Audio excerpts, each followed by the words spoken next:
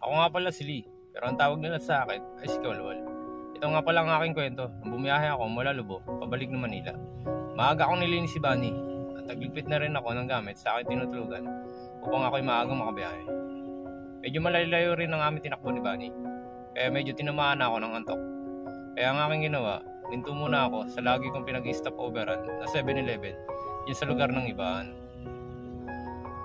At bumili na rin ako ng Cobra energy drink. Siyempre, may kasama na yung pambara para medyo naman mabuhayin ako at swabe ang aking pagmaneho. Biyahe na uli at tag-tollgate na nga ako para di masyado laspag si Bunny sa takbuhan. At nag-stop over uli ako dahil ramdam ko na si Bunny ay nauuhaw na. At sa wakas, nakarating din sa Manila. Salamat nga pala sa mga nanood, mga idol. Papalo naman po, pa-support. Hanggang dito na lang po. Salamat!